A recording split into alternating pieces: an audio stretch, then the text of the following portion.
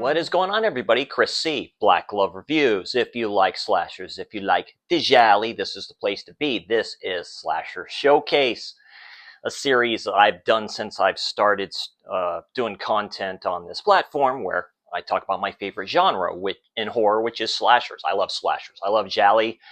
Every Jali practically ever made is a proto-slasher. That's the great granddaddy of slashers. And then, you can say it's the daddy of slashers. And then we go into the 80s, which is the greatest horror decade of all time to me. It just is. You know, as a kid, I'm a Gen Xer. During that time, banger after banger after banger, really, until like around 85 when the rules changed a bit. But then you get some gems in the very late 80s, like 88, 89, times like that. You get the Sleepaway Camp sequels. You get Cheerleader Camp, which is going to be a future slasher showcase.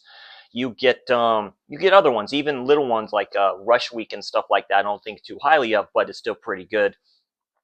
Return to Horror High, Slumber Party Massacre 3, which took place in 1990, I believe. But then you have this one from a Mexican slasher horror film, directed by Pedro Galindo. Pedro Galindo III. He did another Mexican horror film called Vacation of Terror, which is also released by Vinegar Syndrome. And that's part of Vacation of Terror 1 and 2 set. He did the second one. I'm talking about Hell's Trap, a.k.a. Trampa Infernal. Badass slip here. Going to show you contents real quick. Just do that. Loaded with special features. I'm going to get to that in a second. That and the original cover art is in here as well, which is badass. That is badass. And the director and the producers and the practical effects people all came from really Hollywood at the time. You know, just visas, having issues with those. They go back to Mexico, and they do this awesome film called Hell's Trap, aka I do like the name Trampa Infernal. Great release by Vinegar Syndrome. Like I say, Trampa Infernal stars Pedro Fernandez as Nacho. We have Edith Gonzalez as Alejandra. Let's see if I say that right. Alejandra.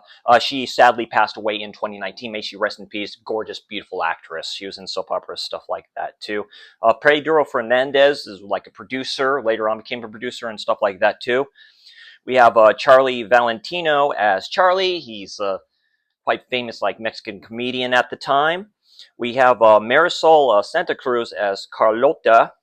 And then we have Adriana Vega as Viviana. So Marisol Santa Cruz, this release has an interview with her. So she talks about that her mother was like a high-ranking type official, didn't want her to do it and stuff like that. I'll get into the special features for this disc in a second. This is a great release by Vinegar Syndrome, by the way. It's badass. In these films, this was a gem for me. So basically, it follows Pedro Fernandez's character, Nacho, and his group of friends, basically. And there's a rivalry here with, I believe, I didn't put his name down, and I do apologize. And it starts out as looks like it's like cat and mouse or spy versus spy type of a thing. They're using these guns that are basically paintball guns, have blanks or whatever like that. And Nacho wins, but it's a rivalry between these two dudes. And so they go back to this restaurant, and then that group all calls him over here, Nacho and his girlfriend, Alejandra. And he says, look, these hikers have been killed by, we think, a bear up in this area. And no money involved, no bet. It's just really, it's a bet. It's the last bet we'll ever do. Let's see who kills the bear, who takes out the menace in the bear. Find out it's not the bear. There's like an urban legend over there. This Vietnam War vet, Jesse, goes bonkers, kills some people, and then, you know, just bunkers up in this forest area in Mexico.